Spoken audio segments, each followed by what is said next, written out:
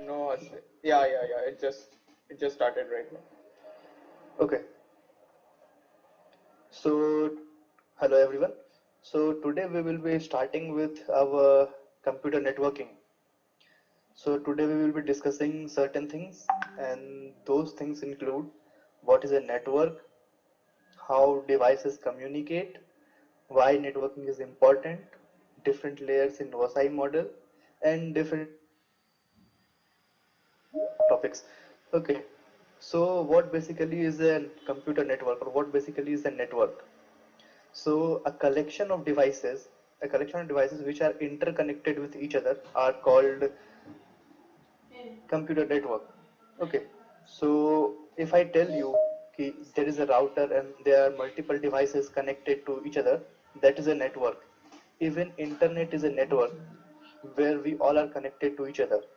So every device which is at the end point is a node.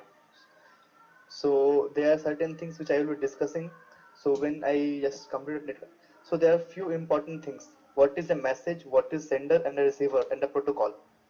So one important thing is why do we need why we need to understand networking? Why we need a protocol? So when we try to communicate, so let's suppose if I am speaking English and there is someone in the crowd who does not know English and he just understands Bengali or you can say Tamil. So we won't be able to communicate. Like I cannot make him understand what I am saying and neither he will be able to understand what I am telling. So that's why protocol is important. What is protocol? So protocol is a set of rules which has been agreed upon by all communicating devices. So every device is, let's suppose this device is person A and the other device is person B. So what we understand, person A and person B needs to know a certain set of rules, a certain language which both can understand. So the protocol does the same thing. It is a set of rules which is agreed upon by both the parties, the device A and the device B, so that whatever information they share, they can understand each other. Message is any information that we share. The sender is the sender who is sending the message, and the receiver is the one who is receiving the message. So now we will be understanding topology. So what is topology? A topology is something we define how devices are connected to each other. So we define topologies by saying that how devices are connected to each other. There are different type of topologies. So we'll start with a mesh topology. So what is a mesh topology? In mesh topology, one device is connected to every other device. So if you can see this device is connected to every other device, like this. So in mesh topology, every single device is connected to the every other device in the network. So do you think like this will be most feasible way to communicate? Because if we are using a wired network, it will take too much of wireless wire costing because every device is connected to every other device. So it will create a mess if we are working with wired networks. And if we are working in wireless networks, it will again create a problem because every device will be sending data to every other device and it will create a collision. So this is star topology. In star topology, there is a single device through which every other device is connected. This single device in the center can be a hub, can be a router, can be a switch. But basically it is a hub because we are like a hub is basically known to connect the endpoint devices. Like if computers or network computer or any like printer is connected, so it is basically done using a hub or a switch. We don't use routers here. So this is again, it is little less expensive, but there is again a problem. Let's suppose if the hub goes down, then all other devices won't be able to communicate with any of them. So each topology has their own advantages and disadvantages. So again, there is a bus topology in which there is a single relay line and through which each other devices are connected. So if this device wants to share some information to this device, he will be using this relay, this the common cable. Okay. In ring topology, we have a ring and every other device is connected to each other every adjacent devices. So this is devices, then it is will be connected to the adjacent devices, and this will be again with connected with the adjacent devices. It also has the problem. Let's suppose this line breaks up or this wire breaks up, then this will not be able to like communicate with each other. Then we have a hybrid topology, which is basically used in the current networks. So what is hybrid topology? It is a combination of other topologies. So you can see this is a bus topology. Sorry, this is a star topology. Then again, this is a bus topology. So what we do is we try to create a hybrid topology in our network so that we have like less cost effect. We have to be like cost effective, and we have to be productive. So we use hybrid topologies. Then we have hubs, switches, and router. This is one of the most important things I would like to discuss. So what are hubs? So hubs are not used currently. Like hubs are like obsolete technology now. Hubs are not used. So what hubs do is, let me show you by using paint.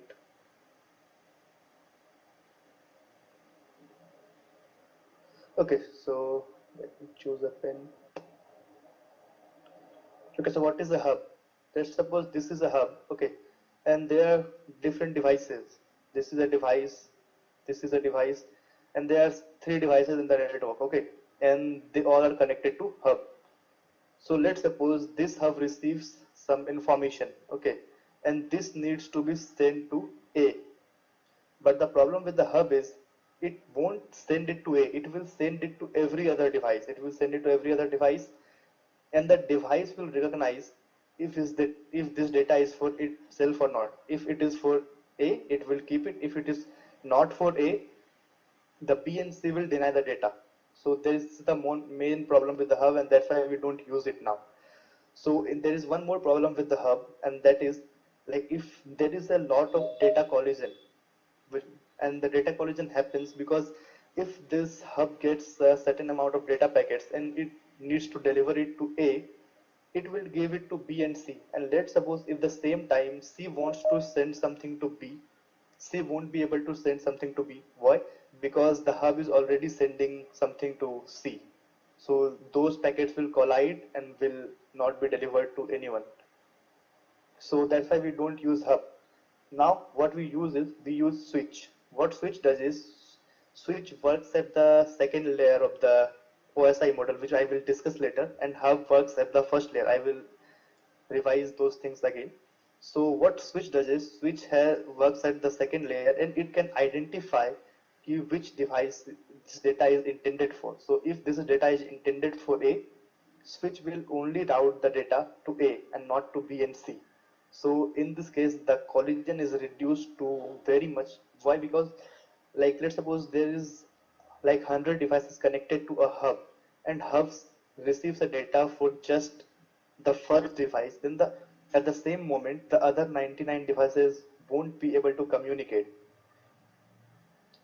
And in the switch the problem is resolved because switch only sends data to the one, like the one client or the one node or the one device for which the data is intended.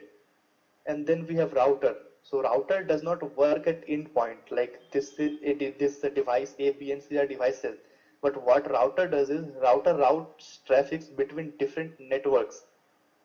Okay, so let's suppose this is a router, and this one part is connected to this hub, and this part is connected to this switch. And if it receives a data, router receives a data for the switch, it will send the data to switch. And if it receives a data for hub, it will send the data to hub. So these are the basic differences between hub, switches, and router. So any doubts anyone have? Like, can I get any questions on these topics? Can you just repeat the router thing once more? Okay, so router, what? Okay, so we basically say that we have a router at my home. We generally say I have a router, I have a router, but it's not the router. What we have is generally like basically we can say it's a switch. So what router does is, let's suppose this is a network one, and then there is some other network two.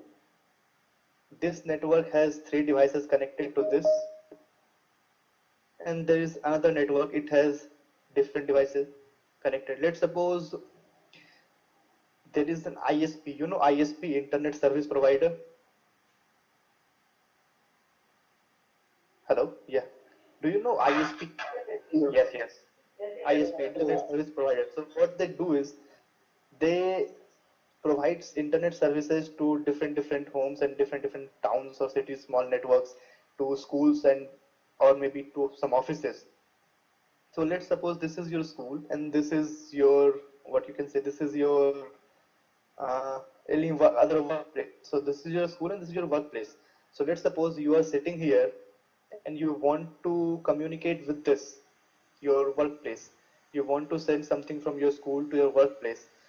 So since these two networks are different networks, like in network two, there is this is a school network where devices which are intended to be connected within a school are connected, and this is a workplace where only work-related devices connected. So how you can communicate between these two? Like if you want to send some data from your school to your workplace, so there comes a router. So ISP has a sophisticated router which can route multiple packets and resolve multiple datagrams at the same time. So when you want to send this to this, you will create a data packet. It will have the information. I will discuss what a data packet have. It has multiple informations. So it will receive to ISP. ISP will read this data packet and ISP will send forward this data packet to your workplace. And then this switch will send this to the device for which it is intended. Let's suppose you work at, like you work with system B, so it will be sent to system B. So to which exact device it is sent, it is the work of switch, and to which network it will be forwarded is the work of the router. Am I clear? Yes, yes, yes. Hello. Yes. So ISP uses a switch and N1 and N2 are router. Hello. Okay, so your voice is breaking. Yes. I mean, ISP uses a switch. Am I right? Sorry, your voice is not coming. What I meant to say is, ISP actually uses a switch, right? Can anyone explain me his question? He's Can saying that anyone explain me his ISP question? uses switch. He's saying ISP uses switch. ISP is not a switch. ISP is nothing. ISP has a sophisticated router which can route traffic by within different networks. So, what's the basic You difference get between it? a switch? So, excuse me. Hello? Hello? Yes. So, could you please explain the difference in between a router and a switch? I mean, what's the basic difference? Actually, can you write the question in the Telegram group? Actually, you are not audible to me. I don't know what's the Sir, problem, but you are not audible to me. sir, he is asking what is the basic difference between router and switch. What is the difference between router and the switch, right? Yes, sir. Yes. Yes, sir. Okay, so see, so there are different classes of IP addresses. Let's suppose you have got an IP address of 192, okay, dot 168, and then there is some anything else. You have got an IP address of this like 192.168 dot anything, okay. So when you have a switch, you can communicate directly between whatever comes after this, like dot one and dot anything like 1 to like 1 to 255, okay. So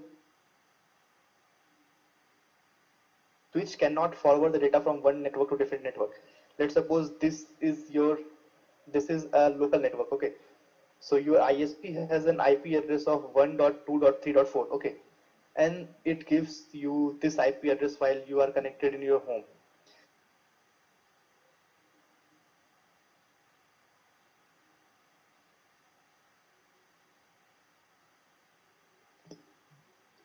What happened? We lost him. He's I guess his disconnected. internet connection is not correct. Yeah. I will readmit him. Just wait for a few minutes, guys. Okay, sir.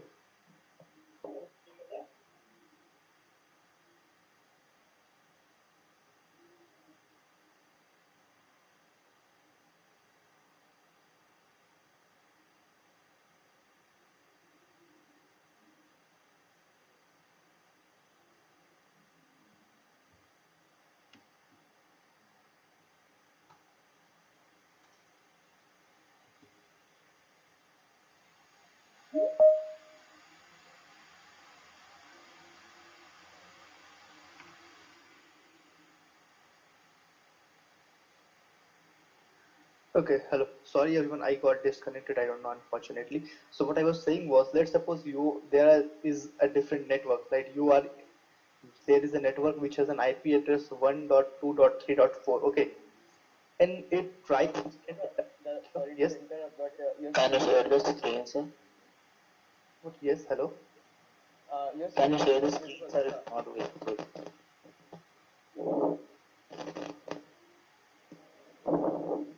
Is it visible now?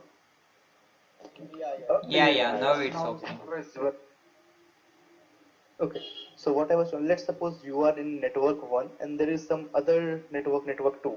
So what by different networks I mean? By different networks I mean different IP addresses connected at different locations by different internet service providers. So you will have a different network. Let's suppose you are working at office. So office has a separate network. Cool. And if you are working at your school has a different network. Every college has a router, or you can say every college has a network which where you can go and everyone can like connect. So let's suppose you are sitting in your office and you want to send something to a school. So these both things are in different networks, right? So there will be many different hops. So what a hop is, let's suppose you're sending data to someone. So this is hop 1, this will be sent to here, this will again be sent to here, and then this will reach to the final destination. So these are hops. What these hops are? These hops are actually routers. Router 1 and router 2. These hops are actually routers. So when you are in a network, every other device in your network is connected via switch. We call it router, but it actually works like a switch. So what the work of a switch is, switch generally just forwards traffic which is meant to be for a network. It forwards the data to the intended recipient. Okay, so let's suppose your school has a router which works as a switch. It is called router, but which works as a switch. Okay, so there are 100 different people connected in the network. Your mom is at home, she is connected to her own Wi-Fi which you have installed in your home, and she wants to send a WhatsApp message to you. Okay, so let's start from this. Your mom is sitting here using her own home Wi-Fi, and you are at school, and you are using your own phone. You are connected to school's Wi-Fi network. So when your mom sends a WhatsApp message, what will happen is your phone will convert those streams to bits and bytes to zeros and ones, and it will be sent to the router first. That works as a switch. So it will first read where it is meant to be. So let's suppose you have an IP address 1.2.3.4 at your home. Your mom has an IP address of 1.2.3.4 at home, and she is sending the message to you who has an IP address of, let's suppose, 128.38.48.58. So it sees, okay, so this your IP address is in class B. I will discuss about the classes. So your mom is sending a message, she is in class A and you are in class B. So this switch will know, okay, so this is meant for some different network. So it will forward to the adjacent router, and this adjacent router will be decided based on your destination. Like whichever router which is nearest to your destination will be forwarded this traffic. It will again see, okay, let's suppose this router has a range of 10 to 50. By 10 to 50 I mean anything which starts from 10 0.0.0 and ends with 50.0.0.0. Let's suppose this router has this range. It will see, okay, so the IP address, the destination IP address is 128.48.58 does not lie within its range. So it will again check, okay, so what is the nearest destination I can forward this to? So then again it forwards to this router, okay. This router has, let's suppose, a range of from 50 to 100. So it will see, okay, it's not within its network. So it will again forward this to router 3. Let's suppose router 3 has a range of 100 to 150. I'm just giving an example. So it knows, okay, so this knows, okay, so this destination comes within my network. So then again it will switch, this will send this to some different router, and this router will again have start IP address which will start from 128. Now this router will send this to some switch, which switch will have starting with 48. So this 128 and 48, this completely depends on the classing. It's just for an example. So then again, when it is forwarded to 148, then the switch will decide, okay, so this is for this device and this is for that device. Got it? And sir, this all happens in a fraction of a second. A fraction of second. And what And about this is different just an countries example. and different cities? The same thing happens. Like It will be forwarded to some suppose, different router, and some different router, and it will reach the destination. no, I'm in Australia and my mom lives in India. So what about that? Okay, so IP addresses and classes are globally accepted. It is not that if you can have IP address of 128, then it is only meant to be for India. No, this IP address can exist in other countries as well. There are But classes of IP. no, sir, but a particular router can't be having a range of 1000 to 2000 kilometers. So Okay, at that no. moment, how? Yeah, instead, like it will forward this to this next hop, it will forward to the next hop, and using different hops. There are many routers connected. They are like different, there are millions of routers, not millions of, but there are thousands of routers. And if you are sending data from India to Australia, there are different routers within. Let's suppose it's a router, and this is your first hop, this is the first device where the data is sent. So it will decide, this one will decide to whom to send the data first. It can send data to this and this. Cool, it can send data to these four things, so these four routers. So to whom it will send data completely depends on the traffic these four routers are currently handling, depends upon the distance from this router to the destination. Let's suppose if someone from India sends data and this is forwarded to this like this one, and two hops to reach the destination. So it will be sent to this. Let's suppose this takes only two hops, but they are at huge network traffic. So it will be forwarded to the last one because it will again take only two hops.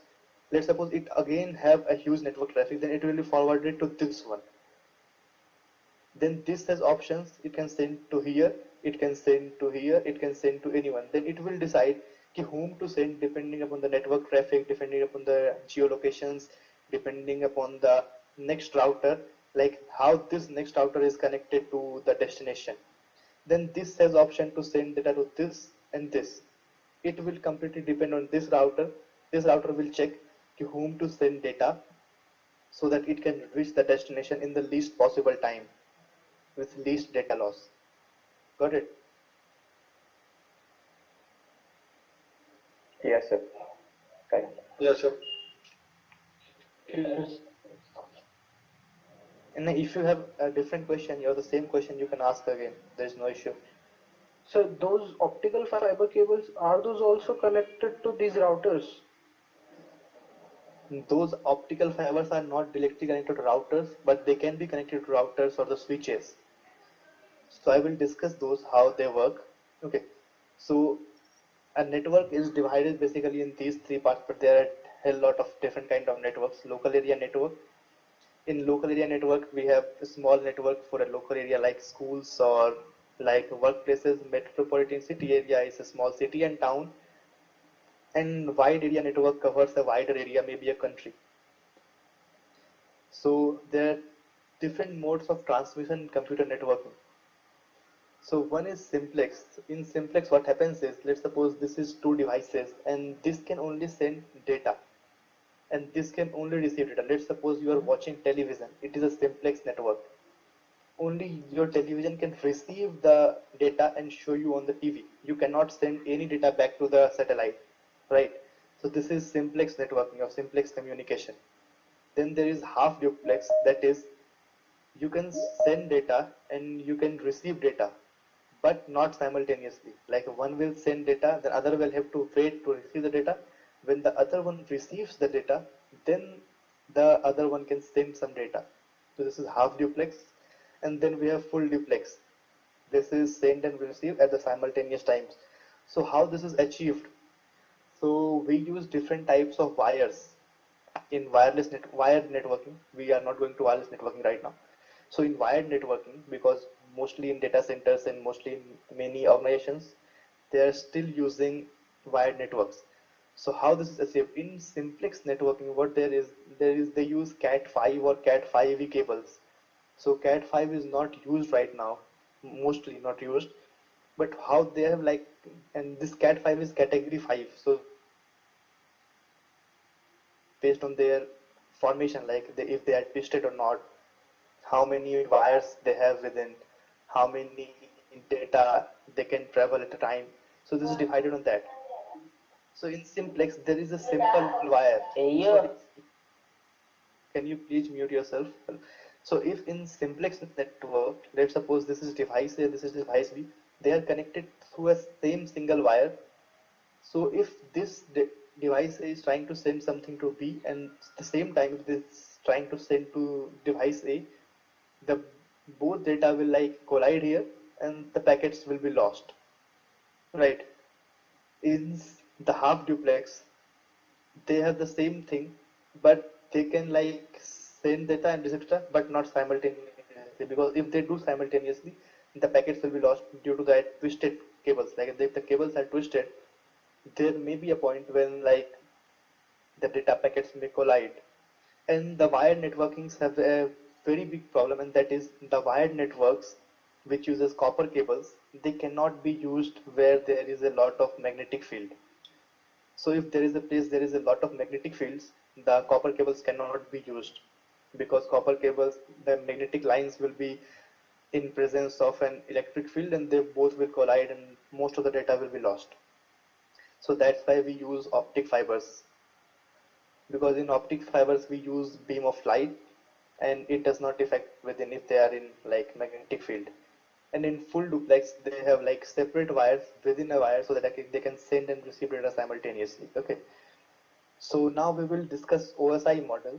So this is one of the most important things, and from here you will start understanding the things I was like telling you before. So when So I I have a told you, question from previous slide. okay, yes, tell me. So can you move back to previous slide? How much, like which slide, the In simplex? in this simplex network, you said my question is related to simplex. Okay, You said that if sender and receiver both sends data to each other, it will collide, right? yes, right. And prime example is a TV dish. No, So but that's wireless. That's wireless. that's I why. said I am discussing wired. Yeah, I just gave an example because I cannot like make you understand with a wired example. Let's suppose you have a hollow pipe. Okay, you and your brother both tries to like push water from the both the ends. So what will happen? Nobody will be able to like push his water to the other end because the water will collide and will revert back. In Okay. this case, the data collides and that data packets gets lost, because in the wires the data transferred by using zeros and ones, like voltage up, voltage down, and that's 0 and 1, and the data is sent. So if 0 0 1 collides, they form something as like if high voltage like collides with a low voltage, it makes something in between high and low, and it does not make any sense.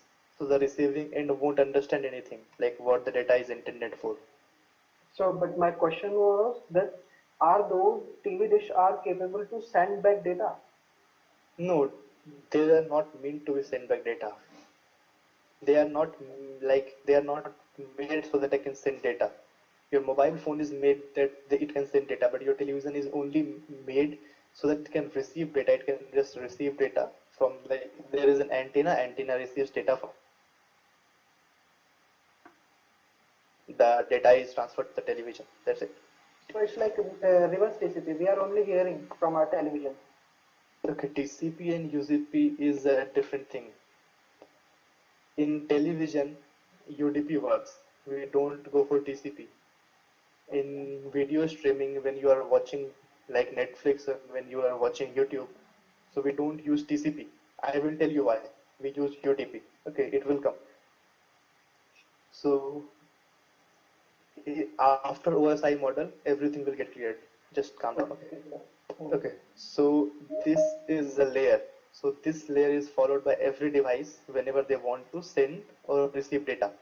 So actually, Harshit, yes, yes. yeah, I have a doubt. So I don't know whether it will come to this model or else next class.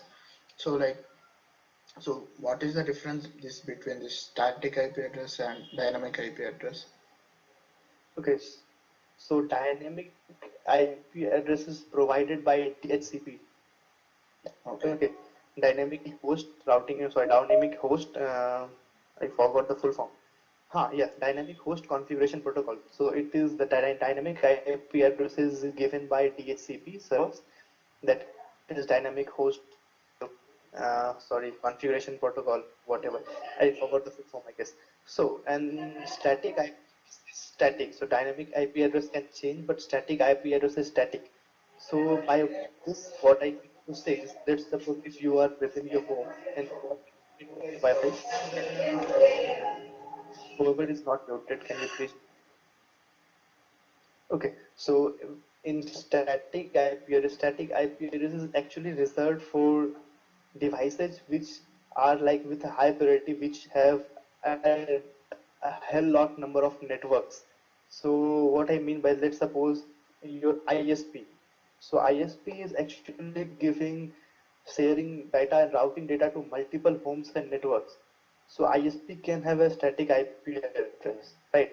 Like if you go and you go to any website, let's suppose check my IP address, and you see IP address there. Okay, so that is the static IP address for that moment. But if you like disconnect and connect to your Wi-Fi, you will get a random IP address. If you do not resets your router, you will get the same IP address. But let's suppose if there are many devices and they are connected to the router you have at home, so you will get a different IP address. That IP address that you get, that is 192.162.1 or .z, and dot any number which starts from starts from 1 and ends at 255. So that IP address is dynamic. So dynamic IP address is just assigned randomly to devices, because the devices which can like connect and disconnect. So dynamic IP addresses are only like generally meant for them. But there are certain devices or certain networks which basically don't disconnect. So there has to be a static IP address for them so that you can connect with them. Understood? Yes. Yeah, thanks. Okay, so this is a OSI model. So it stands for Open System Interconnection Model. So it defines how a data packet is being sent from one device to other device over a network.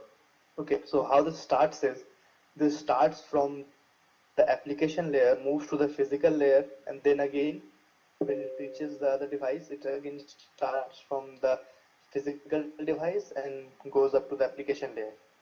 So what this means is that suppose I am visiting a website. So whatever which I can see and I can interact with is lies in the application layer. So if I can open Facebook.com and whatever I am seeing, all the contents of the data, that is meant for the application layer. What is presentation layer? So in presentation layer, we work with representation and encryption. So like we need encryption to secure our data, and by representation we mean so we can compress the data so that it can be sent easily. In the session layer, the session is created. In the transport layer, the transport layer is basically used by TCP and UDP, like how the data packet will be transferred. The network works with the different routers to how to route the different, like that data to different networks. Data link layer is that switch, you can say how we, like which in device it is being, it has to be sent, and the physical devices are like wires, cables. So now I will like give an example. Let's suppose you are sending a message to your friend using Facebook. So you type something, that is an application layer. That information is sent to presentation layer.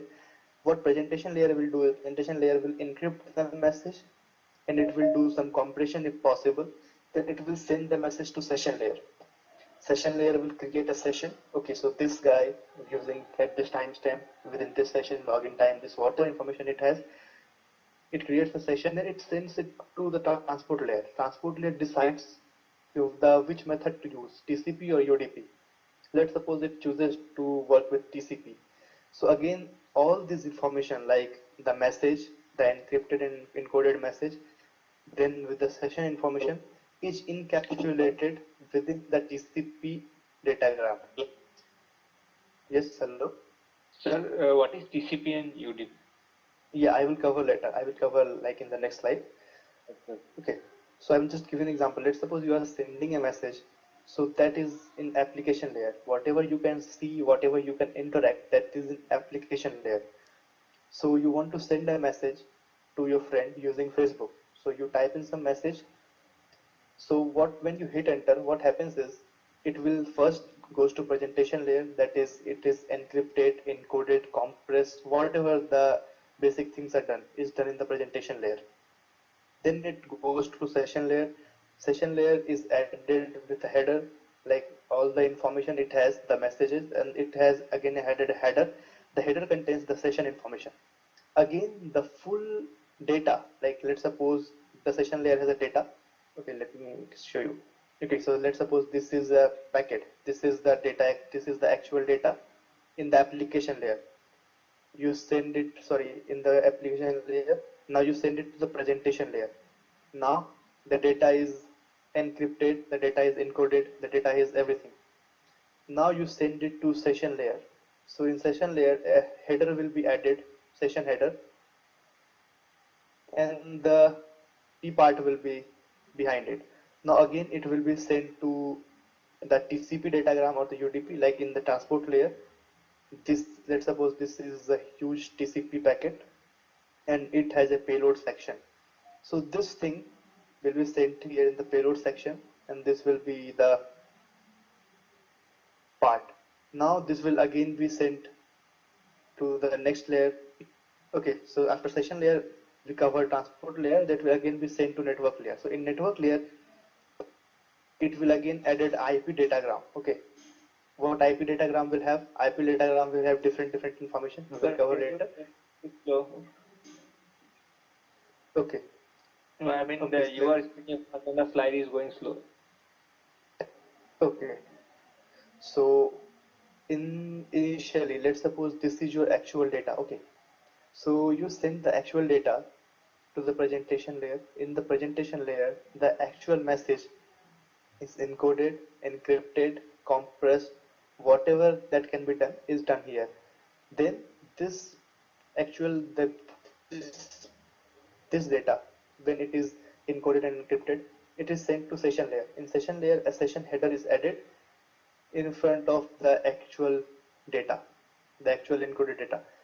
Now this session layer, the encoded data is sent within the TCP datagram in the payload section. This is the payload section, and in this the whole thing is sent, like encapsulated.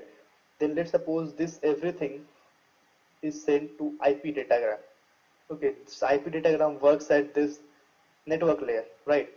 So it also has different informations, but there is a data section or the payload section where the whole thing will be put, like the TCP thing will be put here in the datagram section, in the payload section of the IP datagram.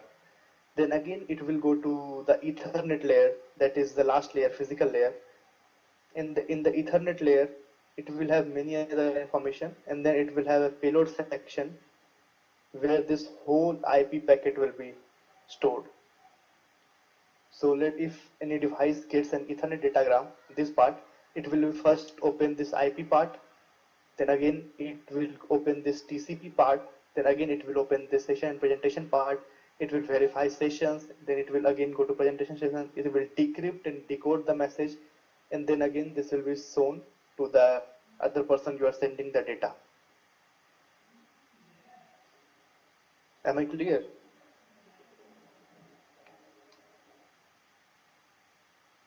Hello? Yes. Yes, sir. Yes, sir. Okay. Am I clear to everyone, or should I repeat this part again? Bro, please repeat it once more. Means messed up. Clear, Sir, sir. could you repeat, sir? Okay, so is it? There is so much lagging behind it. Your voice and your screen share isn't matching, sir. Oh God. Actually, like there is heavy rain from the morning. That's why, like, I guess there is an internet issue. Okay, Some still, latency issue, I guess. yeah. So, like, still, like, is this part clear, or should I like tell you again? Just a brief about it, sir. Okay, Out so of line. let's suppose you are sending a message, a video, or anything. Okay, so how this happens is, let's suppose this is your phone, this is something you can see, then you want to send something, it will be sent to presentation layer. In the presentation layer, the actual data will be encrypted or encoded or compressed, or whatever modifications can be done, so it can be shared fastly. It is done in the presentation layer. Then again, after presentation layer, we move to session layer. In session layer, a session header is added in front of the actual data. Okay. Then again, we move to the transport layer. So in transport layer, we use either TCP or UDP. Let's suppose I am using a TCP connection. So in TCP connection, let's suppose this is the TCP datagram. So it contains a hell lot of information. Like, not like the presentation and the session layer, they have only two fragments. In TCP layer, there are like 16 or 20 fragments. So in one of the fragments is the payload section. In the payload section, the actual data, the actual this part is stored here. Again, this is sent after the after the transport layer, it is sent to network layer. So in network layer, we work with IP datagram. IP datagram has different sections, but there again is a section of payload or the data. So in this payload or data, the whole TCP thing, like this whole packet, is stored here in one payload section. And after this, it goes to physical layer, where we work with Ethernet frame. And in Ethernet frames payload section, the whole IP section is stored. So if we like, it is just like have you seen an envelope within an envelope? It is same like that. Like, there is an envelope of P. It is within this, then it is within this, it is within this, and it is within this. So when any router receives this, they first check this thing, then you open this, then they check the TCP thing, then again they open this, see the actual data, then again they decode the data, then again they deliver the data. So this is how this works. Similar to multiple folders inside a folder. Yeah, the same thing. What's the data? Yes, hello? What's the datagram? Datagram? Okay, I will cover the datagram part later. Like how TCP datagram looks like, how Ethernet datagram looks like. I will cover that part. Don't worry, I will cover everything. So this is the like detailing of this, what protocols work, how physical layer works. But that example was everything. I included everything. So this is what I was telling. This is the user, and it tries to transmit data. So it will go through an application presentation session to the physical layer, and when it reaches the other node, it will again open up everything, and the data is received. This is what I just mean to tell you by that example. So this was previous. Okay. So I will be showing you. Yes. Can you stay on this particular slide, sir? We'll just write it down. I will share this. Don't worry. I will share this with within the Okay, PDF. okay. So what I was telling you, I will show you something. Let's wait. Yeah, Harshit, I have a doubt. Yes, go on. Yeah, so I mean, like through this OSI layer, so we can interfere in any of the layers, or else we have any restriction to that. Sorry, I didn't get your question. What do you mean? So we have all these different layers, right? Application layer, presentation layer, everything. Okay, yes. So I mean, during the data you can we can interfere. In the network layer. So like we'll be getting to know that which layer we are in. Like Yeah. will we get to know? Yes, you can only interfere in the network layer because whenever you try to be within two routers, so router works at network layer. So if you are like trying to intercept between two routers, between two devices, you are basically in the network layer. You are intercepting within network layer. So you mean to say only in the network layer we can see. So further than that we cannot. Yeah, there are different methods like Burp Suite. What Burp Suite is? It is an application layer proxy. So you are interfering between the presentation layer and the application layer. So there are different things we can interfere everywhere, but if you are like between, you say what is the man in the middle attack? So it is like a man in the middle. You can be anywhere. If there is a wired connection, and if you like the break the wire, you just try to connect it to your own system. You are at the physical layer, but you are like interfering between the things. So you can interfere between any things, any layer.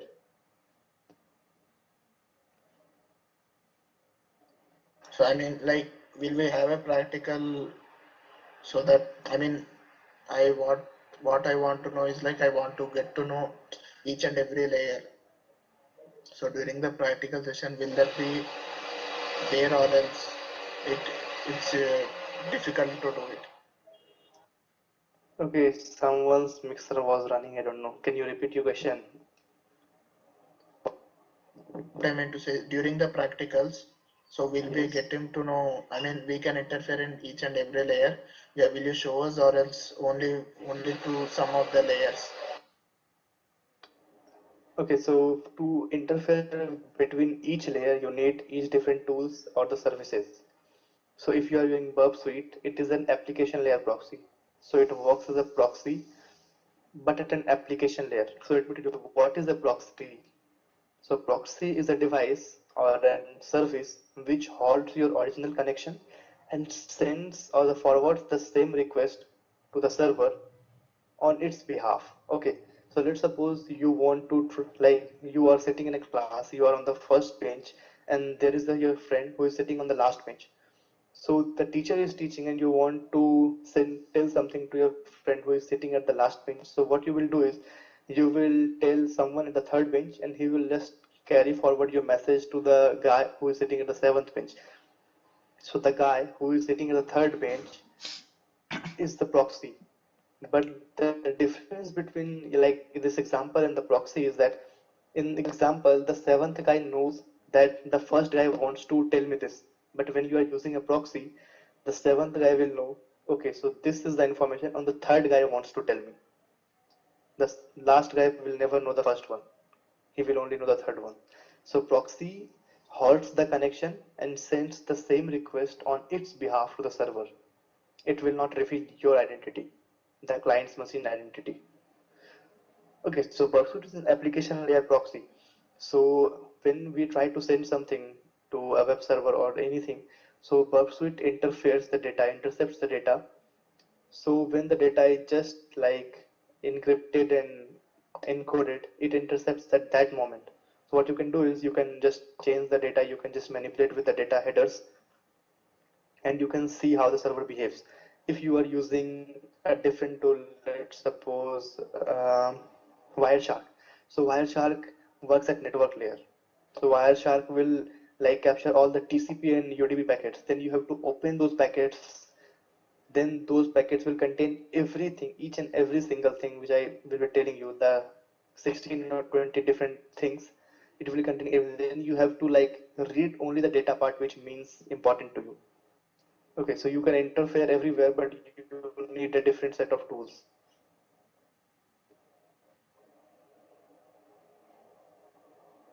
Is it clear? Yeah, Yes. yes, clear. Yeah, Okay, thanks. okay. So now I will be telling you this is an Ethernet frame. Is it visible? Yes, yes, yes. So in Yes, Ethernet sir. frame, there Yes. is there are different informations, that is preamble, source address, destination address, tags, ether type, and FCS. So this is not to be worried about. These things are not important. Source address and destination address is everyone knows. The MAC address. This address is MAC address, and this destination address is MAC address. This is not any IP address. So why we do not put any IP address in the Ethernet frame? Can anyone tell me? Because the IP address keeps changing. MAC address remains the same. No, because I'll tell Ethernet you. layer. Because Yes. Yeah, in the I IP address is assigned for in wireless when and Ethernet is wired. No, it does not matter if you are like using a wired network. Still, you have an IP address. think Ethernet works on a physical layer, and we have to give the MAC address only. So we do not use IP address in Ethernet. Ethernet in Ethernet. That's it. No, sorry. Can you please repeat your answer? Sorry. Hello, sir. Ethernet Yes. works on physical layer. So we have to give MAC address. MAC address is the identity of the device, and IP is the address of the particular area. Like yeah, somehow you can say it is correct. So why there is no IP address like for this? Why? Let me tell you. So let's suppose there is a router. There is a router at your home, which you say router is at your home. There is a party going on. Okay, and there are 30 or 40 people connected to that Wi-Fi. Okay, so all those 40 people will have an IP address which will be 192.162.1 dot anything, that can be 101, 108, 1040, 10 anything.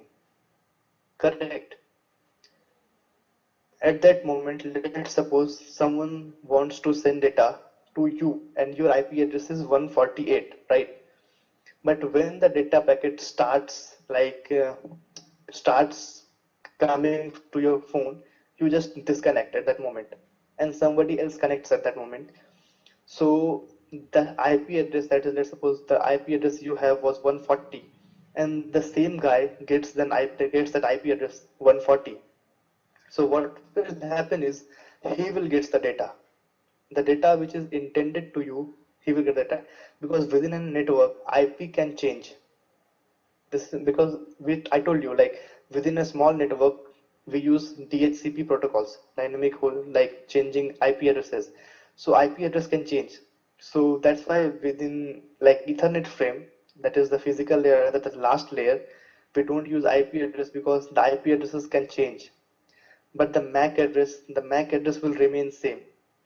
So even if you are disconnected, it won't find your MAC address, the data packet will be dropped and will not be delivered to someone else.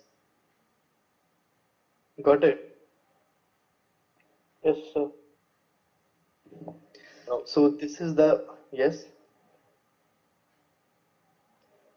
So this So what is was the last line you said? Even if you got disconnected?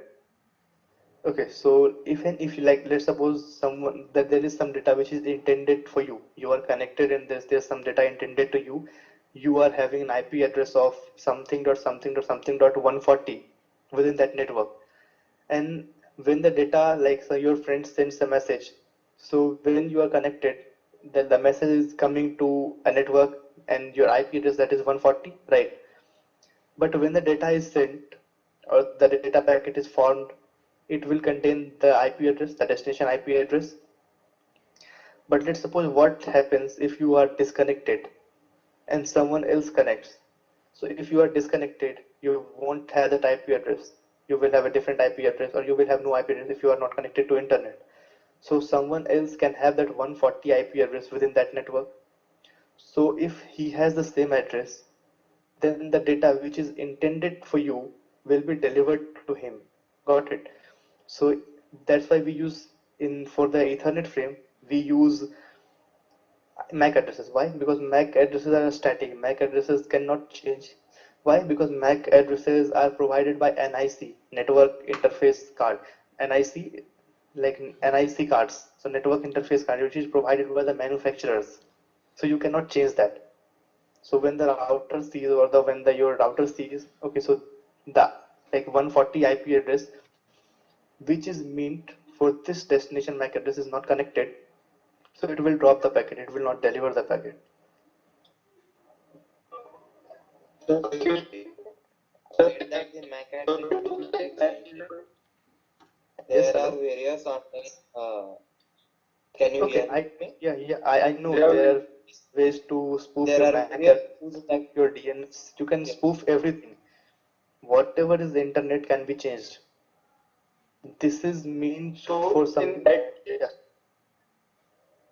sir, so in this case, if I spoof my MAC address, so chaos होगा ना, उस switch को कैसे मालूम उस level पे कि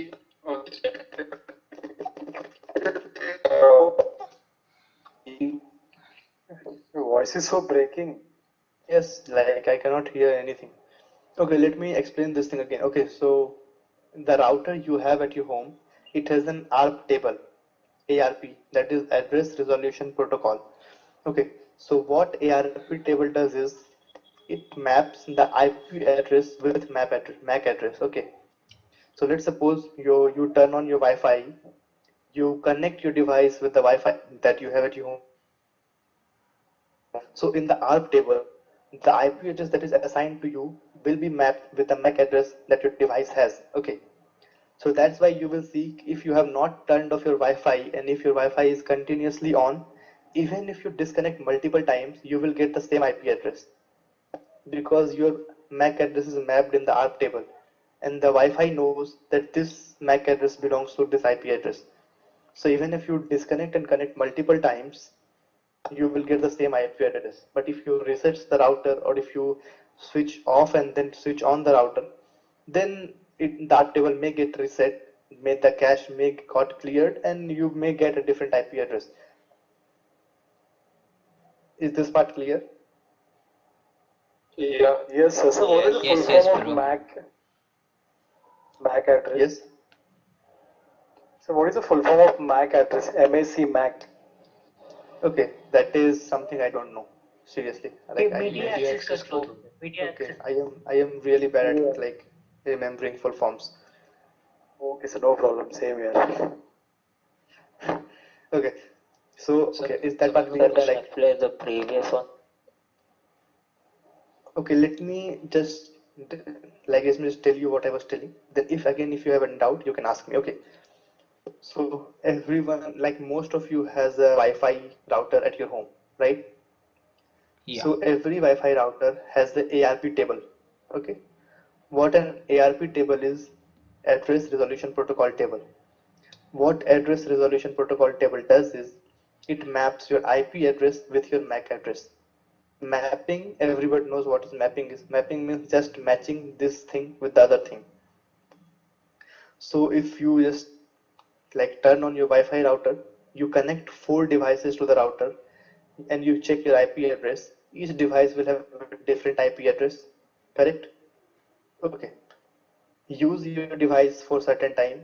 Then again, if you disconnect and try to connect again, you will see that you will have, most probably, not every time, but most probably you will have the same IP address that you had before. Why this happens? This happens because the router already has ARP table which has mapped your IP address with the MAC address of your device the first time you connected. Clear? So when you are connecting to any Wi-Fi router, what happens is your IP address you are assigned is mapped with your MAC address. Okay. The IP address within a network can change, correct? If you try to disconnect, and if someone connects, or even if the like there is a situation when someone tries to remove you, or if you disconnect, he tries to spoof his IP address to the original IP address. So that data which was intended to you may be delivered to him. So that's why it has a MAC address, because MAC address are easy to spoof, not that hard to spoof. But earlier, like MAC address is a physical address which you cannot generally change forever. You cannot get the IP address normally. So by spoofing, I mean like doing something like knowing the intention with some intentions. But with the like a Wi-Fi router is giving you a dynamic IP address, it may be possible, like even if the user is not wanting that IP address, he can get that IP address. Like, have you ever seen that you want an IP address of your choice and you get the IP address of your choice? No, this does not happen. So that's why we use destination addresses as MAC addresses, so that even if like the devices has the same IP address within the network, the MAC addresses cannot be same, so that they just check with the ARP table. Okay, so I am going to deliver this data packet to the IP 140 which has this MAC address, but it sees no, if the MAC address is different, the packet will not be delivered to the destination. Okay, if anyone has question now they can ask. Can two people have the same IP address in this world? Okay, so that comes when I will discuss public and private IP address. Okay, so if you are in a private network, it is possible that the IP address you are having, same IP can have like there are thousands of people, they can have the same IP address. But if you have a public IP address, that is unique. You cannot have a same public IP address. I will discuss that part later, what is public and private IP address. Okay, sir. So can you tell us about the static IP? Okay. So, okay, let's discuss this private and public part right now. Okay.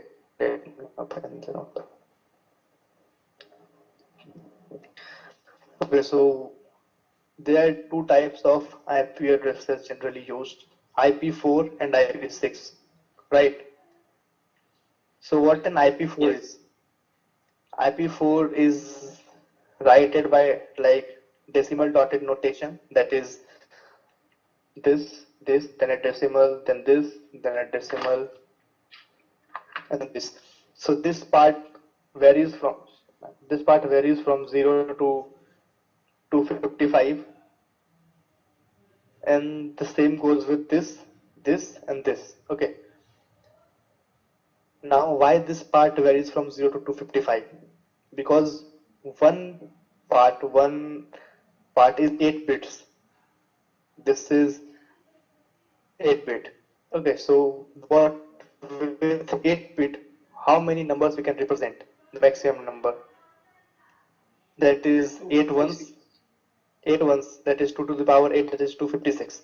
But we start counting from 0, so we can just denote 0 to 255, and that saves the other 4 addresses. Okay, so in IPv4, so how many total addresses we can have with 32 bits? 2 to the power 32. Cool. So we'll sum up around 4.5 billion, I guess. So do you think we have only this number of devices? We have 8 billion of population, and everyone has one laptop, 2 smartphones. Then there are offices which have thousands of computers, printers. So do you think like this number is possible? Yes, that is why we use net so that we can get IP. Yes, so that we can get a lot of private IPs for each device connected to a particular router. Yep. So like, are you the one you asked the question about private and public IP address? No. Okay. I mean, like, okay. So this is the case. Like, we have more than like I cannot name what is the number exactly. We have like billions of devices, and if we go through this, we can only have 4.5 billion devices, billion unique IP addresses, and we cannot give same IP address to multiple people. But multiple devices, we cannot give the same IP address. So there comes a concept. The first concept is a public IP address, and then there is a private IP address. Okay, so public IP address is assigned to like a unique device. Let's suppose when you are connected to your internet. By internet I mean using your SIM card, maybe of Airtel, Jio, Vodafone, whatever. So at that moment you will be getting a public IP address. But when you are connected to your Wi-Fi router or within any network like your school, college, any workplace, you will get a private IP address. Okay. So why this happens is, so let's suppose there is a school, it has thousands of students, okay, and everyone needs a different IP address. So is it feasible that we give 1000 IP addresses to just this? So what we do is, so we give a unique IP address to this. Okay, there is some router. We give a unique IP address, that is public IP address, to this router, right? Then we divide this in various switches.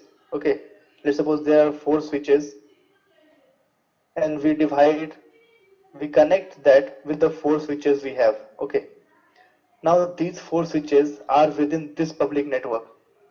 So let's suppose this router has a public IP address of 1.2.3.4, and it has a private IP address that will start with 192.168 and dot anything, that can be 0, that can be 1, that can be anything. The initials will be 192.168. Okay, so now when this router has 2 IP addresses, the public IP address and the private IP address, I will discuss why the router has 2 different IP addresses. Hold on. Okay, so it has, let's suppose it has a private IP address of 192.168 dot something dot something. So for private IP address, 192.168 is constant. Whenever you have 192.168 at the starting of your IP address, you have a private IP address, and there is no private IP address which is different from 192.168. Okay, so when there are 4 switches or the 4 Wi-Fi routers connected to this main router, these will have IP addresses that is 192.168 dot whatever this has at the third place. It will have the same thing at the third place, and then it will have 1, 2, 3, and 4. So what I mean is I cannot write those things. Okay, so let's suppose this is 192.168.0.0. Okay, so this switch will have 192.60.1.0. This will have 192.162.2.0. This will have 192.162.3.0, and this will have 192.168.3.4.0. Then this can again connect. This can be connected with endpoint devices.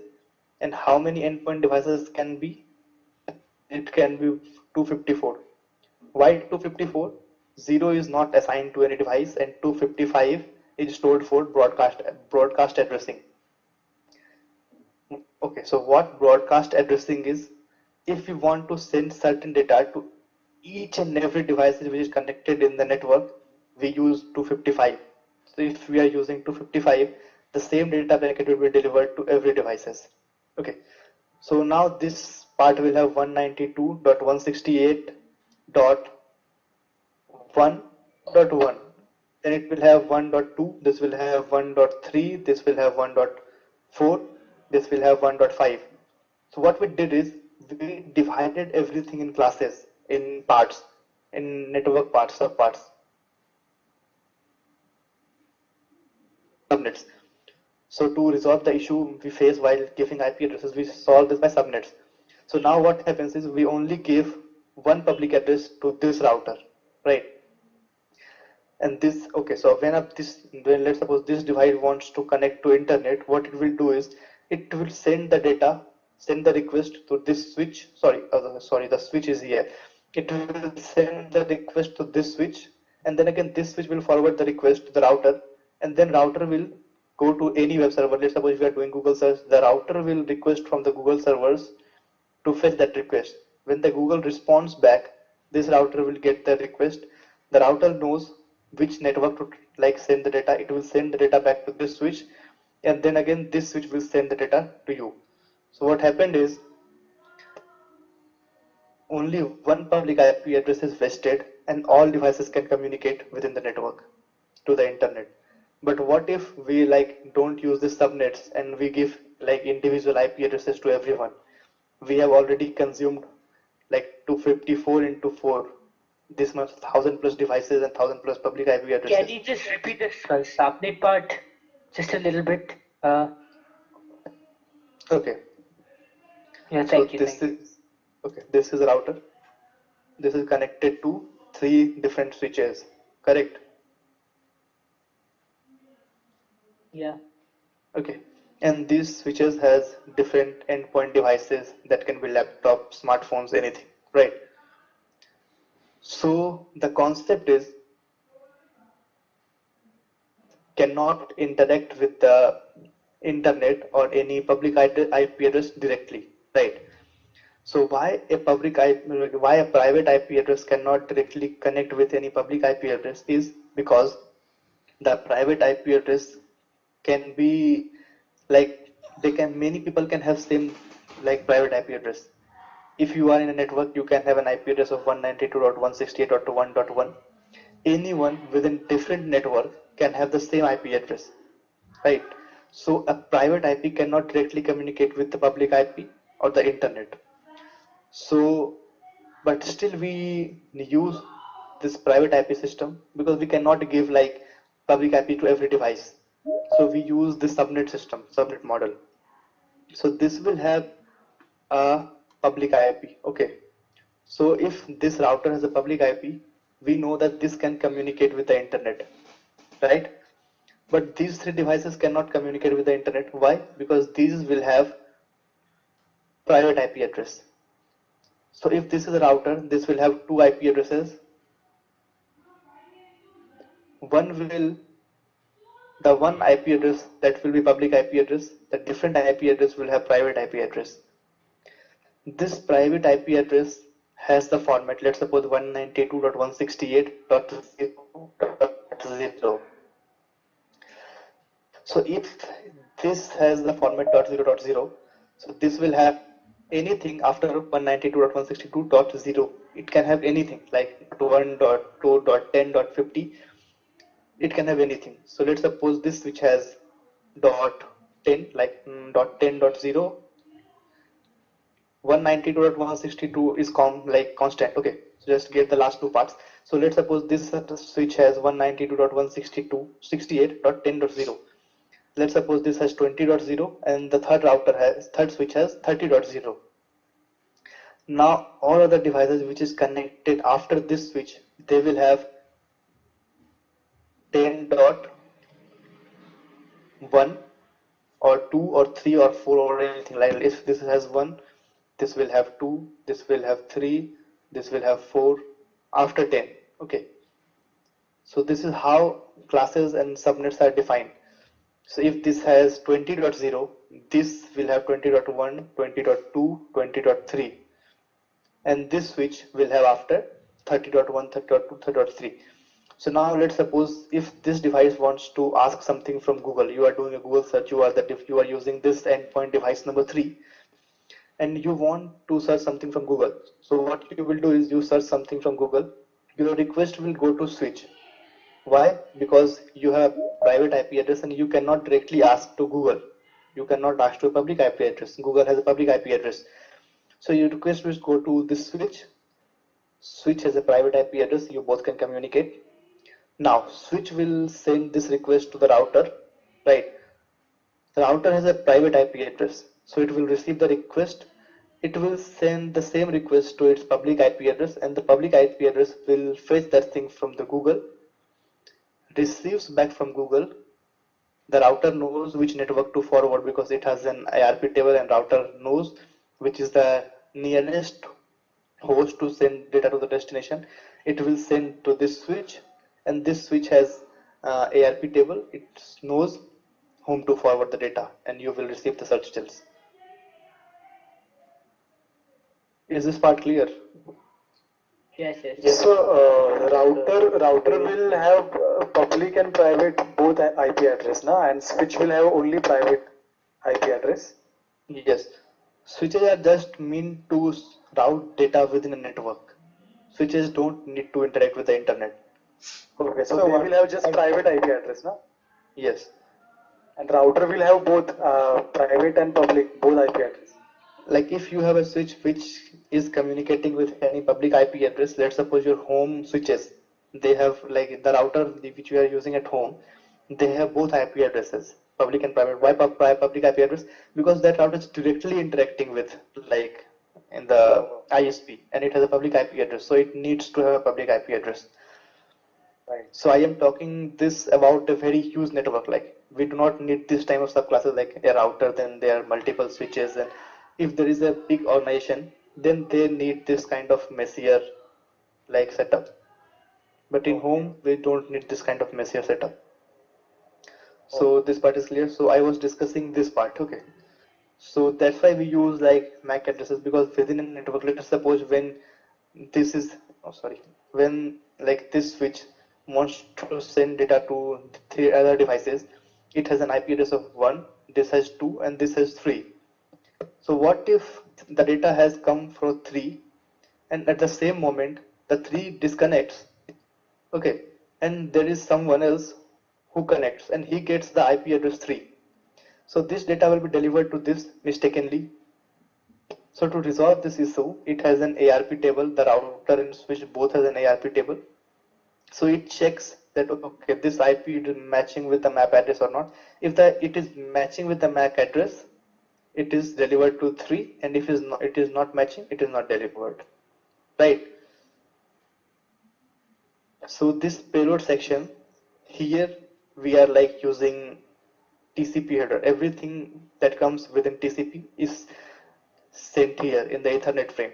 Okay, now we'll start from the bottom. Okay, so this is a Ethernet frame, right? This will be converted to ones and zeros and sent over wired or wireless networks. This is the actual data which is sent if you are like intercepting between very bottom layer. If you are intercepting a wire, you are getting this data. That means you are getting preamble, you are getting source and destination MAC address, you are getting Ethernet types, payloads, and FCS. So the like main concern of thing is source address, destination address, and payload. The source address is the source MAC address, like from where the data packet has originated. The destination address is from where it is meant to go, and the payload will have the complete IP datagram. Why I said IP datagram? Because the layer above physical layer is the layer above physical layer is data link layer, and IP works in data link layer. So how we go like this is, okay, so we have an IP datagram, then if we move further, we have Ethernet datagram, then we have IP, then we have TCP, then we have session thing, then we have presentation thing, and then we have application thing. So I told you ki when the actual data is sent to the presentation layer, it is encoded, like it is encrypted, whatever is done, then again it is added with the session header, then it has the actual data, then again this session header is fit between the TCP packet, that is small space within TCP packet, this is fitted, then this whole TCP thing is fitted between an IP thing, IP datagram, it is fitted in the IP datagram, and this whole IP datagram is then fitted in the Ethernet frame. So this whole IP thing is fitted in the payload section. Got it? Yes, sir. Okay. So we have understood the Ethernet datagram. So in Ethernet datagram, the payload section which we can see is that payload contains the IP datagram. Okay, then IP datagram's payload section contains the TCP datagram, whole TCP datagram. The TCP datagram's payload section contains session details and the actual data. Clear? Okay, let me show you some other things. This is IP datagram. Okay. Session data and what did you say just now? Session data and the actual data, which was the session headers and the actual data. So this is IP datagram. It has version details which HTTP. Yes, hello. Sir, modem and routers are same or not? Modem and routers, they both are different thing. If you are talking about that small modem which we can use insert SIM, that is a different thing. That's not a router. Oh.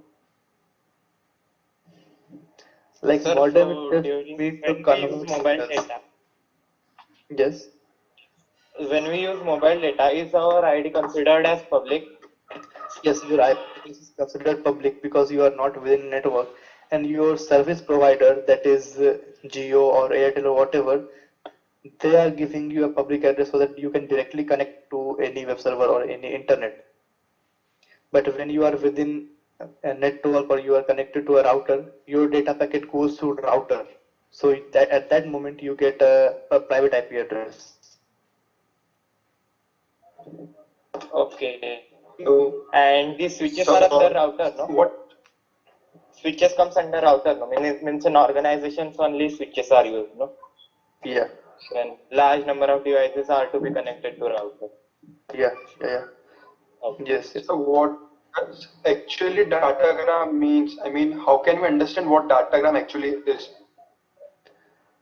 Okay, so datagram is okay. Let's suppose you want to send something. You are like sending a courier or a package to your friend. So your package or the courier is the actual data, and the car or the bus or the flight or the train, whatever is carrying that is the complete datagram. That car or that guy, that car or that train, it knows what is the destination, what is the source, how to deliver it. So that is complete datagram. Like it has contain all information, how to send it, what if it does not receive to the receiver, what to do with the data. It contains every information. Got it? Yeah, got it. So this is the like yes. But alike from IP spoofing, can we spoof MAC too? Sorry, can you repeat your question again? Well, just like IP spoofing, can we spoof MAC address too?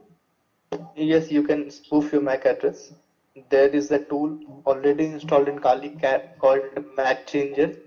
You can use MAC Changers to change your MAC address, but that won't be permanent. So, Short duration. hello. Yes. So how does the VPN works in others? Okay, VPN. What it does is VPN, like full form is virtual private network. So what is it gives you is it gives you a virtual network. So let's suppose you work in an office, right? So your office has that, or your office, suppose you work in Dell, right? And Dell has already got an IP address 10.11 dot anything that comes after this is inside Dell. So any IP address that is after 10.11 dot anything, that IP address is considered to Dell, that has been given to Dell for use within their organization. So if you are using Public IP. yes. Okay, so let's suppose if you are working from home, right, and there are some data which is like mean that only those person can access who are within the network.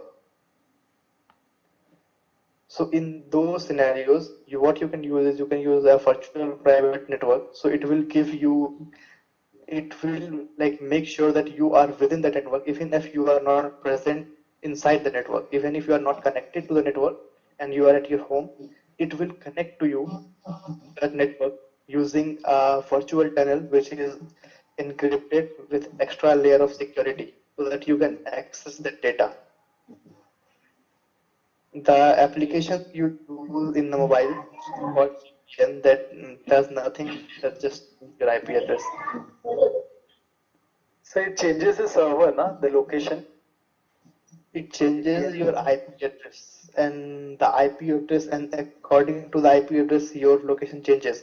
Actually, any website or anyone who shows your IP address, who shows your location, that basically based upon their IP address.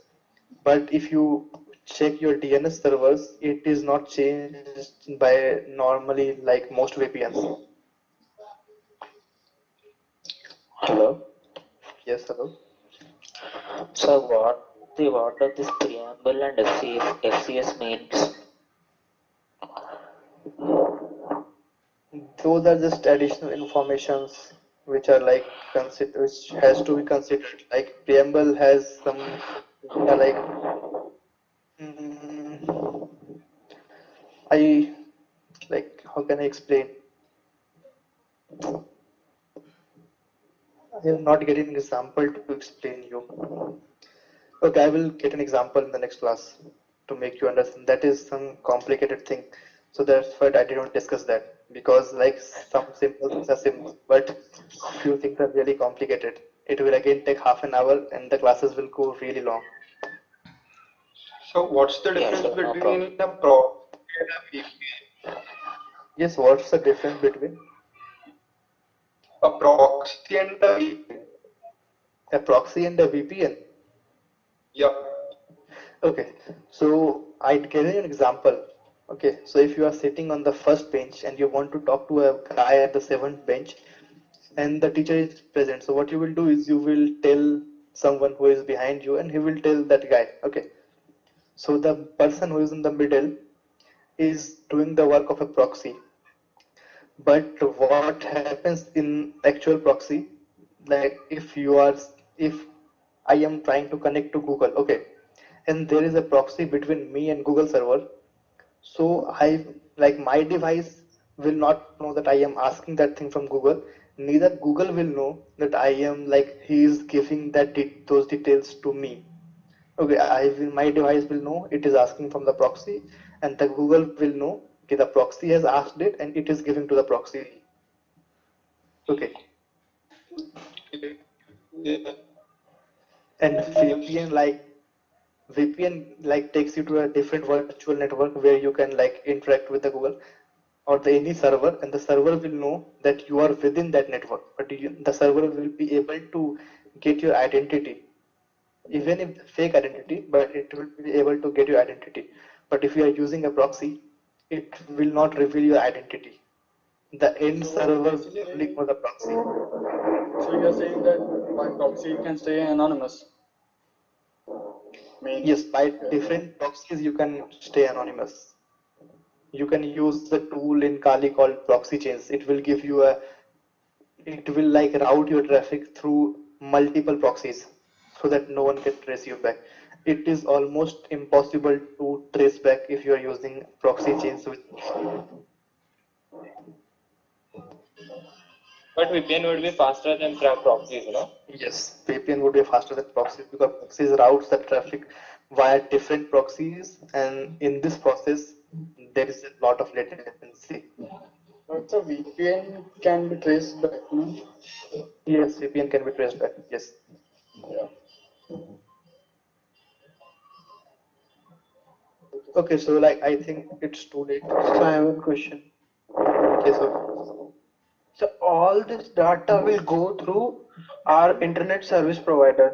So whether Yes. we are using a proxy or a VPN, still our internet service provider will know our identity and what kind of data we are browsing on internet. Am I right?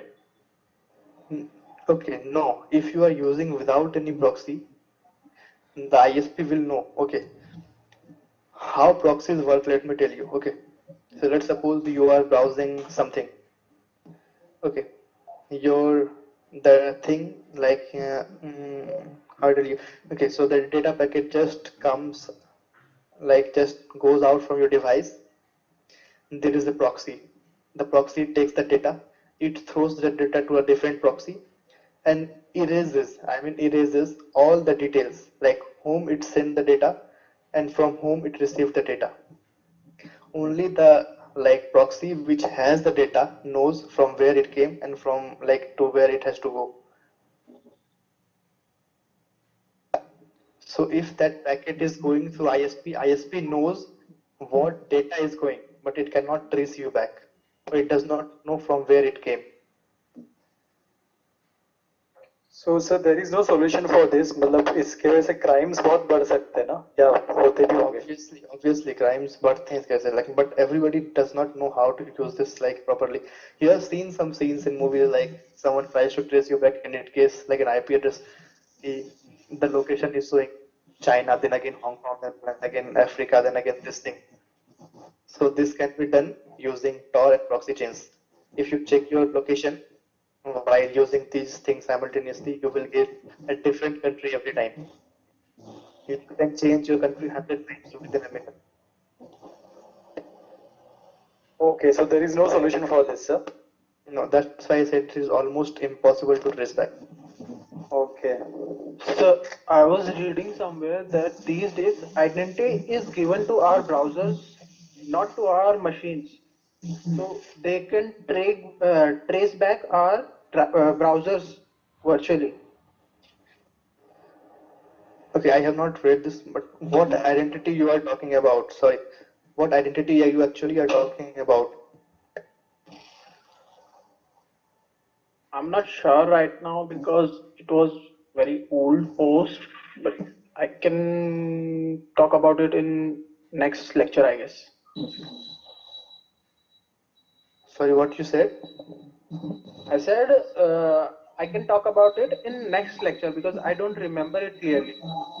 Okay, because if you are talking about IP address and identity, then IP address is going to be assigned to the machine.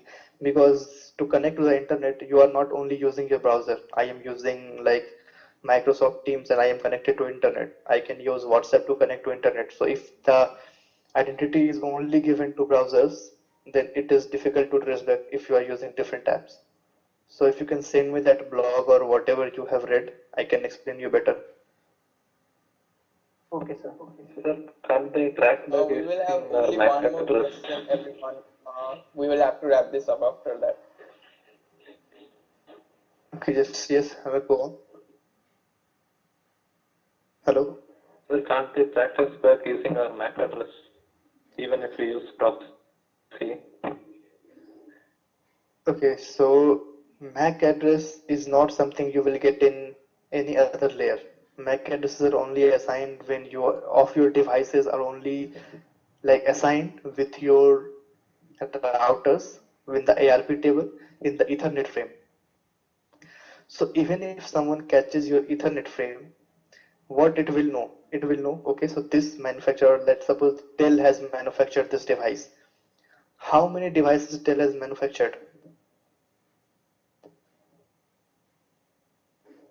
Okay. Let's make it more simple. The device Dell Inspiron.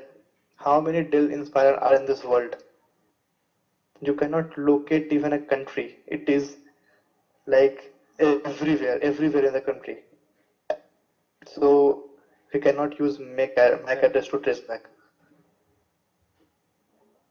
Because we will know the manufacturer, we will know the device ID. Like device ID, I mean like the model number or whatever, but still you cannot locate where the device is. But if we know the MAC address and the public ID of the device, means of the router, then we can trace, no? Yeah, if you if you are within a network, the last possible hop is your router. They can track your router only. They cannot track your actual device. Okay, let me tell you one thing. That happened with me. So I was trying to like hack into ITC website, ITC hotels. So I was connected to my Wi-Fi, my router. So I tried to hack there. So they identified, their firewall identified that I am doing some suspicious activity. So they blocked me. So when I say they blocked me, what they did is they blocked my router. So everyone, all the 15 or 20 people who were connected to my router, they were not able to access ITC hotels. So they basically block the public ID of your router. Yes, because they cannot block the private. Trying to they cannot the private IP. Like a private IP can be like held by anyone in the world with thousands of people. Like private IP can be have anyone can have that private IP address which I was having. So they blocked my router. But if you restart your router, then IP would also change. My IP will change, maybe possible, but the router's IP won't change. The router IP is always fixed. That's static IP. Like ISP gives the static IP to the routers mostly. Can we also take our own that IP we want? Like if we go for purchasing a router and we say I want this IP which is of US or UK, then will they give us? The location of the IP is not like that. Okay, so if your ISP is in India and you are going to buy a router and you are connecting to your ISP, you are connecting your router to your ISP. So obviously you will have the location of that ISP. You cannot change your location. Harshita, so Yes. that will be it for today. We'll be wrapping up our session now. Yes, okay, I'm feeling really thirsty, seriously. Okay, yeah. Right. So everybody, that's it for today. Hope you enjoyed the session, and we will expect some nice feedbacks if you like the session, right? Okay. So sure, sir. Bye, everyone. Goodbye. Thank you, sir. Thank you. Goodbye. Thank you, sir. Thank you, sir. Bye, Thank sir. you. Thank you, sir. Bye bye. Bye bye. Bye bye. Thank you, Harshit. Okay, thank you so much. Thank you, Harshit. Bye. Bye bye. Thank you, everyone. Bye. Bye. Bye. Thank you, sir. Thank you, everyone. Thanks, bye. Welcome everyone. Bye bye.